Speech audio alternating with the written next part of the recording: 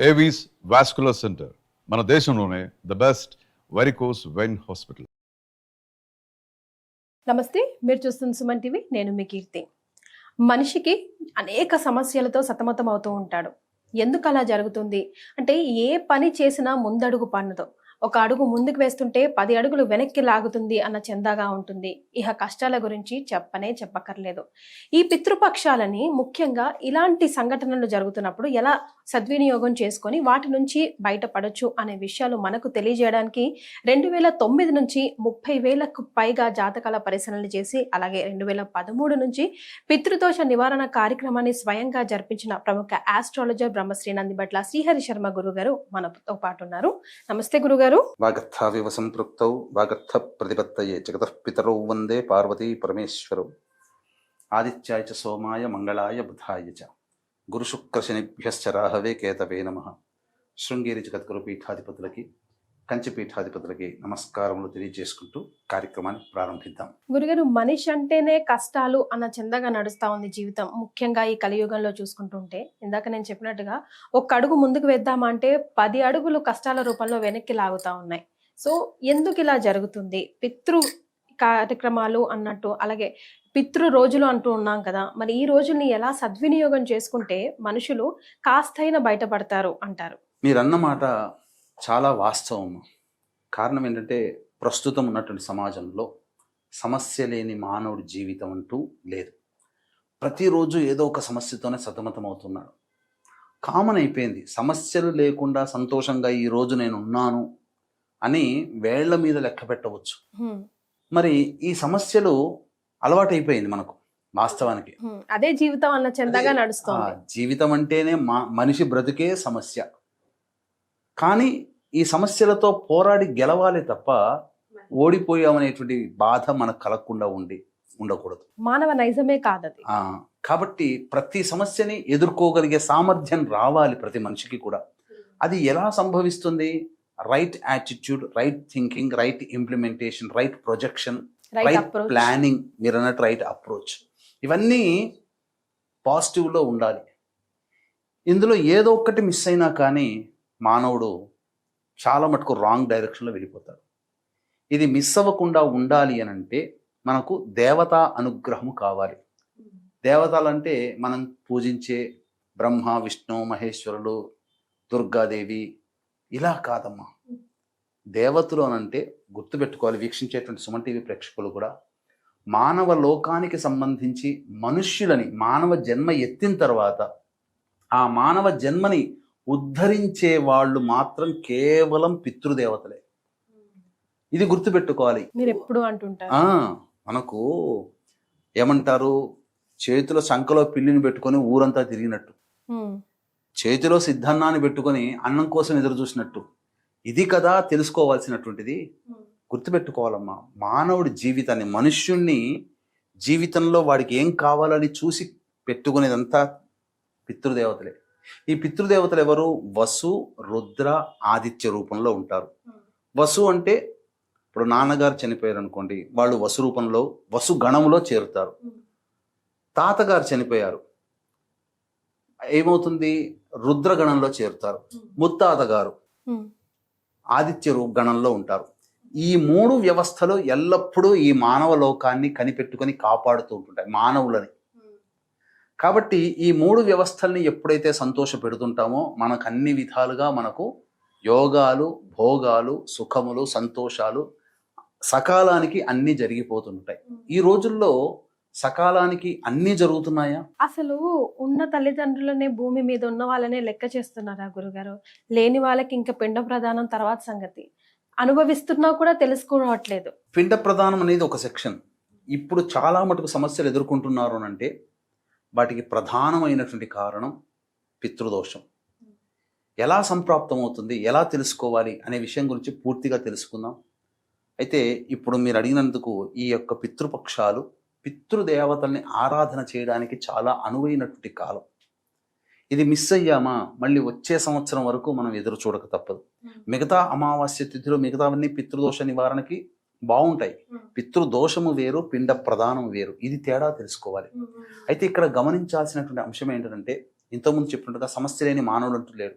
కానీ సమస్యల నుంచి బయటపడాలంటే ఈ యొక్క 3 దేవతల యొక్క అనుగ్రహం మనకు కలగాలి. అంటే జాతకం లేని వాళ్ళు కూడా ఎస్ మా ఇంట్లో పితృదోషం ఉంది అని తెలుసుకోవడం కూడా ఎలాగో దయచేసి తెలియజేయండి గురువు. తప్పకుండానమ్మా. ఇప్పుడు మనం చెప్పుకోబోయేటువంటి సమస్యలు ఏవైతే ఉంటాయో అది 100కి 99 కుటుంబాల్లో ఉంటున్నాయి. కాబట్టి అందరికీ పితృదోషము ఉన్నట్టే లెక్క. కాబట్టి నా అనుభవంలో 2013 నుంచి వేల సంఖ్యలో ప్రతి నెల పితృదోష నివారణ కార్యక్రమాలు అనేటివి జరిపిస్తూ వస్తున్నాం. అందరూ చెప్పినటువంటి మాట ఏంటంటే, మీ దగ్గర ఈ కార్యక్రమం చేయించుకున్న తర్వాత ఏదో ఒక బరువు తొలగిపోయింది, సంతోషంగా ఉన్నాం, కుటుంబ సభ్యులు ఆనందంగా ప్రేమగా ఒకళ్ళకొకళ్ళం మాట్లాడుకుంటాం, గౌరవించుకుంటున్నాం, ఒకరి మాట వింటున్నాం, మా పిల్లలకి వివాహాలు అయ్యాయి, ఉద్యోగాలు వచ్చాయి, H1B వీసాలు, గ్రీన్ కార్డులు వచ్చాయి, ఇలా కొంతమంది సంతానం కలిగింది, ఇలా కొంతమంది మాకు ఇల్లు అప్పు ఉండింది చాలా మటుకు తీర్చుకోగలిగాము, లేదా ఇల్లు కొనుక్కోగలిగాము, ఇలా ఒకటా రెండా వాళ్ళు ఏదైతే ప్రధానంగా కావాలని కోరుకుని సంవత్సరాల తరబడి కష్టపడుతుంటారో ఆ కష్టమంతా ఈ పితృదోషం తొలగించుకున్న తర్వాత మెల్లమెల్లగా కష్టాలన్నీ తొలగిపోయాయి. అయితే చాలామంది చేస్తున్నటువంటి మిస్టేక్లు ఏంటనంటే, అసలు పితృదోషం అంటే ఏంటి తెలుసుకోకుండానే ఈ పితృదోషము అనేటువంటిది ఎక్కడ సరిగ్గా చేయించగలుగుతున్నారని తెలుసుకోకుండానే ఏదో కొంతమంది ప్రలోభాలకి గురవుతున్నారు. ఇప్పుడు ఉదాహరణకు చెప్తానమ్మా. ఇప్పుడు చాలామంది బయట ఏం చేస్తున్నారంటే, ఈ పితృదోషం ఎలా ఉంటుందనంటే కొన్ని నక్షత్రాల్లో పుడితే పితృదోషం అని చెప్తున్నారు. వాస్తవానికి నక్షత్ర జనన దోషం ఉంటుంది. కొన్ని దుష్ట నక్షత్రాలలో జన్మిస్తే, ఉదాహరణకి భరణి నక్షత్రము, కృత్తికా నక్షత్రము, మూలా నక్షత్రము, ఇలా కొన్ని నక్షత్రాలు 9 నక్షత్రాలు ఉన్నాయి, 27 నక్షత్రాలు. ఈ 9 నక్షత్రాల్లో పుడితే నక్షత్ర జనన దోషము. అంతే తప్ప ఇప్పుడు కొంతమంది ఏం చేస్తున్నారు, ఉన్నవి 27 నక్షత్రాల్లో 19 నక్షత్రాల్లో పుడితే పితృదోషం అని చెప్పి ఎన్కాస్ట్ చేసుకుంటున్నారు, మోసం చేస్తున్నారు. అందరికీ ఉండదమ్మా. కాకపోతే ఇక్కడ మనం చెప్పుకోబోయేటువంటి లక్షణాలు కనుక ఉన్నట్లయితే అది పితృదోషంగానే గమనించాలి. ఈ పితృదోష నివారణకి మన పీఠం ఆధ్వర్యంలో ఈ నెల 19వ తారీఖు రోజున సశాస్త్రీయ విధానంగా జరిపించడం జరుగుతుంది. అంటే ఎలాంటి లక్షణాలు ఉంటే, తండ్రి లేదా భర్త వైపు 6 తరాలు, తల్లి లేదా భార్య వైపు 3 తరాలలో దుర్మరణాలు, అంటే ఎవరైనా కానీ, బాబాయిలు కానీ, పెదనాన్న పిల్లలు కానీ, ముత్తాతలో కానీ, అన్నదమ్ముల్లో కానీ, road accident, fire accident, suicide attempt, నదిలో బావిలో పడి చనిపోవడం, ఇంట్లోంచి వెళ్ళిపోవడం, లివర్ ఫెయిల్యూర్, కిడ్నీ ఫెయిల్యూర్, క్యాన్సర్తో చనిపోవడం, 60 సంవత్సరాల లోపల ఏ విధంగానైనా చనిపోయినా, కుటుంబ సభ్యులు ఒకరినొకరు గౌరవించుకోకుండా ఎప్పుడు తల్లిదండ్రులకి పిల్లలకి మధ్య ఎప్పుడు తగాదా ఉంటున్నా, తరచూ యాక్సిడెంట్స్కి గురవుతున్నా, మందులకి నయం కాని రోగాలతో బాధపడుతున్నా, ఆడపిల్లలే సంతానంగా ఉండి పురుష సంతానం లేకపోయినా, అలాగే ఎవరి కుటుంబంలోనైతే ఇంటర్ క్యాస్ట్ ఇంటర్ రిలీజన్ మ్యారేజ్లు జరుగుతాయో, ఎవరి కుటుంబంలో పిల్లలు మేము పలానా ఇంటర్ క్యాస్ట్ ఇంటర్ రిలీజన్ వాళ్ళని చేసుకుంటామని పోరు పెడుతుంటారో, ఏ కుటుంబంలోనైతే శారీరక మానసిక లోపాలతో పిల్లలు జన్మిస్తుంటారో, ఏ కుటుంబంలోనైతే మద్యం మత్తు పదార్థాల వంటికి బానిసలై పిల్లలు కుటుంబ సభ్యులు తప్పుదోవ పడిది కారాగార వాసం అవుతుంటారు, ఇలాంటి కుటుంబాలలో పితృదోషం అనేటువంటిది ఉంటుంది. ఎవరైనా కానీ అల్పాయుష్ అంటే 60 సంవత్సరాల లోపల కుటుంబ సభ్యులు ఏ విధంగానైనా చనిపోయినా అది పితృదోషమే. అట్లాగే కరోనాతో చనిపోయినా, ఎవరైనా కానీ కుటుంబంలో స్త్రీ హత్య, గోహత్య, బ్రాహ్మణ హత్య, పిల్లిని చంపిన, ఎందుకంటే పిల్లి రాహు స్వరూపము కాబట్టి పిల్లిని చంపిన, కాలసర్పదోషంలో ఎవరైనా జన్మించినా ఇవన్నీ పితృదోషాలే. ముఖ్యంగా ఇంట్లో కూడా తరచూ బొద్దింకల బెడద, జిల్ల పురుగుల బెడద ఎక్కువగా ఉన్నా, గోడలకి క్రాక్స్ వచ్చి ఉన్నా, నల్లాలు కొత్తవి మార్చి వారం బాగుంటాయి మళ్ళీ బొట్టుగా కారుతూ ఉన్నా, అలాగే ఎవరి చేతిలోనైతే తరచూ ఆహారం నేలపాలవుతున్న కుటుంబంలో, అటువంటి కుటుంబాల్లో, అలాగే గొప్పగా బతుకుతారు, లక్షలు కోట్లు సంపాదించి ఒక అనాలోచిత నిర్ణయం, ఆశ అత్యాశతో డబ్బులని పోగొట్టుకుంటారు. అలాగే మేము మా కోరిక కోసం తిరగని చెట్టంటూ లేదు, మొక్కని దైవం అంటూ లేదు అని చెప్పి వాపోతూ ఉండే దేవుడు లేడు అనే స్థితికి చేరుకుంటారో ఆ కుటుంబంలో పితృదోషం ఉంటుంది. అలాగే ఇప్పుడు వీక్షించేటువంటి ప్రేక్షకుల వాళ్ళతో పాటు వివాహమైనటువంటి కొన్ని కుటుంబాలు ఉంటాయి. ఆ కుటుంబాల్లో కొన్ని కుటుంబాలు జీవితంలో పైకి వస్తాయి, కొన్ని కుటుంబాలు ఎక్కడ వేసిన గొంగడ అక్కడన్నట్టుగా ఉంటుంది. అంటే ఎదుగు బొదుగు లేని జీవితాన్ని, సంసారాన్ని వెళ్ళదీస్తున్న వాళ్ళ కుటుంబాలలో పితృశాపం ఉంటుంది. పిల్లలకి సరైన ఉద్యోగాలు లేకుండా, చదివిన చదువు ఉద్యోగాలు లేకుండా వృధాగా కాలయాపన చేస్తుంటారు. నేను చేయను నాన్న, నేను ఉద్యోగం చేయను, నేను వ్యాపారం చేయను, ఇట్లాగే ఉంటా, ఇలాంటి కుటుంబాలలో. అలాగే చాలామందికి పెళ్ళిళ్ళు కాకపోవడం, పెళ్ళిళ్ళైనా దాంపత్యం నిలవకపోవడం, డైవర్సులు అయ్యాయంటే కుటుంబంలో పితృశాపం ఉన్నట్టే. అలాగే అందుకనే ఇప్పుడు ప్రతి కుటుంబం 10 మంది పెళ్ళిళ్ళలో 5-6 పెళ్ళిళ్ళు డైవర్సులు అవునండి అవుతున్నాయి. గురుగారు. అందుకని నేను చెప్పింది అందుకనే 100కి 99% మందికి ఉన్నాయి. ఇది అందరూ చేయించుకోవాల్సిందే. ఇది ఏ ఒక్కరితోనూ మాకు లేదని చెప్పి సంతోషపడాల్సినటువంటిది లేదు. ప్రతి ఒక్కరికి చేయించుకోవాల్సిందే. అలాగే సంతానం కలగకుండా IVF ట్రీట్మెంట్ అంటే నాకు వాస్తవంగా చాలా బాధేస్తుంది ఒక్కొక్కసారి ప్రజల్ని చూస్తుంటే. కనబడే సైన్స్ నమ్ముతారు, నమ్మాలి, తప్పదు. IVF ట్రీట్మెంట్ల కోసం దాదాపు 30-40 లక్షలు ఖర్చు పెడతారమ్మా. చక్కగా చేసుకున్న మీరు చేసుకొని ఈ యొక్క పరిహారం చేసుకుంటే ఆ అటెంప్ట్లో మీకు సంతానం కలుగుతుంది అని చెప్పినా కానీ వినిపించుకోరు. ఇలాగా సంబంధించినటువంటి కుటుంబంలో దోషాలు ఉంటాయి. కాబట్టి ఈ చెప్పినటువంటి వాళ్ళందరూ కూడా జాతకాలు లేకపోయినా ఈ లక్షణాలు గనుక కుటుంబంలో ఉంటే పితృశాపం. మరి ఈ శాపం నుంచి బయటపడాలంటే ఏం చేయాలంటారు గురుగారు? ఇవి అనుకూలమైన రోజులైనా ఈ పితృపక్షాలు ఇవన్నీ కూడా పితృపక్షాలు 8వ తారీఖు నుంచి ప్రారంభమయ్యాయమ్మా, 15 రోజుల పాటు. కాబట్టి అమావాస్య 21వ తారీఖు, కాబట్టి మొత్తం ఈ సంబంధించినటువంటి 21వ తారీఖు వరకు మంచిదే. కాకపోతే చాలా మంది చేసేటువంటి తప్పు ఏంటంటే పితృదోషం అనగానే గూగుల్లో వెతుక్కొని కర్ణాటకను మహారాష్ట్రను పోతుంటారు. మహారాష్ట్రలో అటువైపు ప్రాంతాలలో తాంత్రికంగా చేస్తారు, కర్ణాటకలో చేస్తారు అనుకుందాం. కర్ణాటక పోతారు మన వాళ్ళు ఎక్కువగా. పోయినప్పుడు ఒకప్పుడు చాలా శాస్త్రీయంగా చేయించేవాళ్ళు, వాళ్ళంగానే బ్రాహ్మణులు కూడా దగ్గర కూర్చోబెట్టి. ఇప్పుడు జనాల తాకిడి బాగా పెరిగిపోయింది. ఏమైపోయింది, ఫోన్లు మాట్లాడే వాళ్ళు ఒకళ్ళు, రిసీవ్ చేసుకునే వాళ్ళు ఒకళ్ళు, పూజకి దగ్గరికి పంపించే వాళ్ళు ఒకళ్ళు, పూజ దగ్గర కూర్చొని చేయించే బ్రాహ్మణులు ఒకరైపోతున్నారు. ఈ 4 సెక్షన్లు 4 మార్గాల ద్వారా మనిషి వెళ్లాల్సి వస్తుంది. వెళ్ళినప్పటికీ మాట్లాడిన వాడెవడో చేయించేవాడికి తెలియదు. ప్రధానంగా ఈ సంబంధించినటువంటి ఫోన్ కాల్ ద్వారా వెళ్ళిపోతుంటారు కదా, కాల్ సెంటర్ నుంచి. అదొక కాల్ సెంటర్ వ్యవస్థలాగా అయిపోయింది.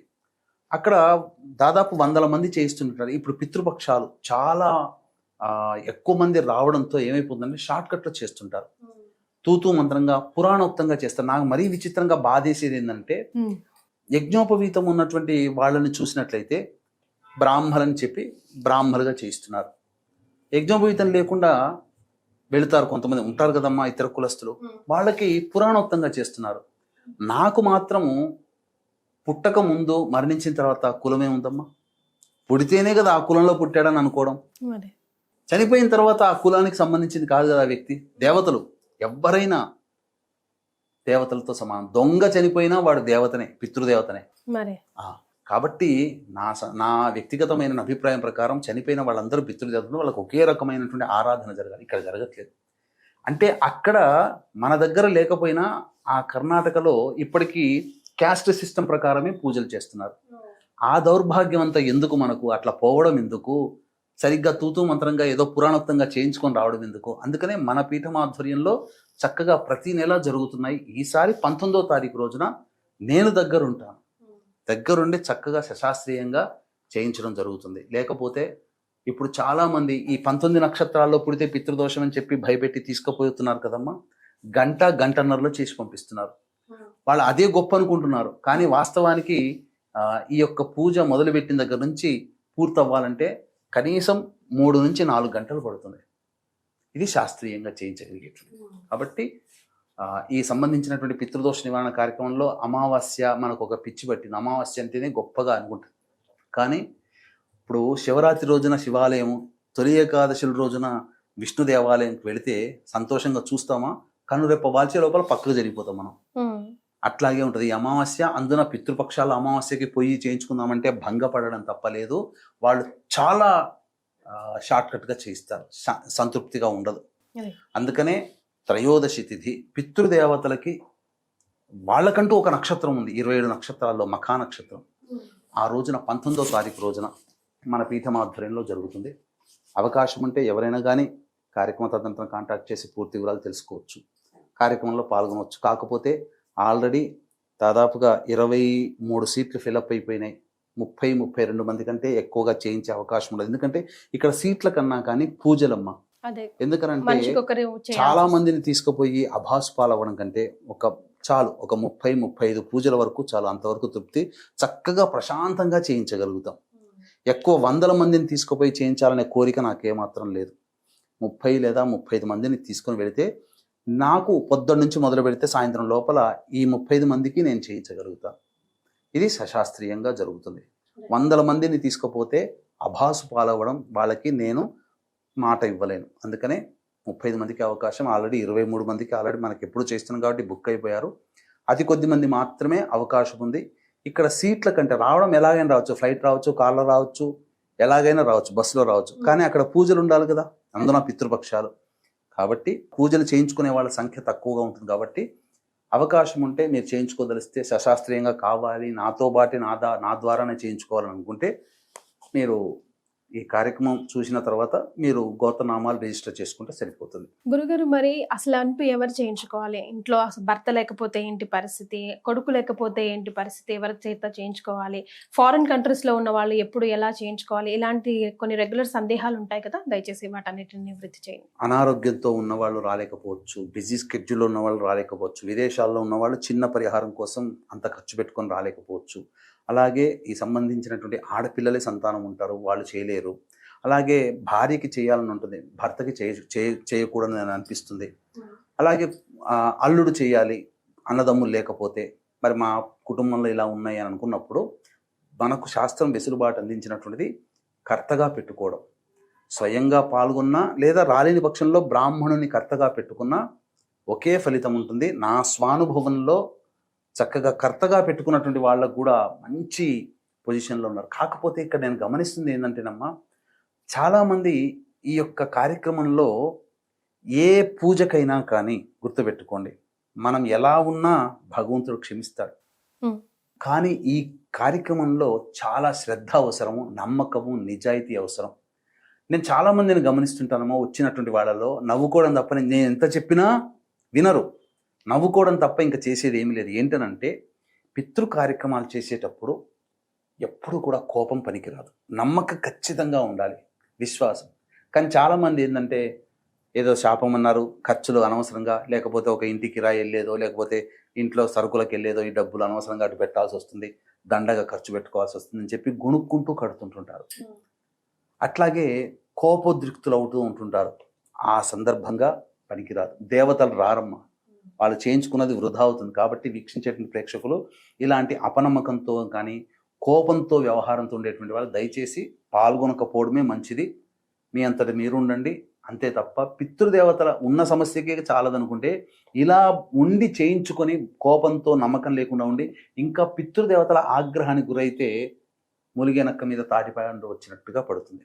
కాబట్టి అలా కాకుండా చక్కగా నమ్మకం విశ్వాసంగా చేయించుకోండి. రాలేకపోయినా బ్రాహ్మణుని కర్తగా పెట్టుకోవచ్చు. కాకపోతే ఇది దోషంతో కూడుకున్నది, ఏ బ్రాహ్మణుడు పెడితే ఆ బ్రాహ్మణుడు ఒప్పుకోడు. పైగా దీనికి తండ్రి లేని బ్రాహ్మణుని పెట్టుకోవాలి.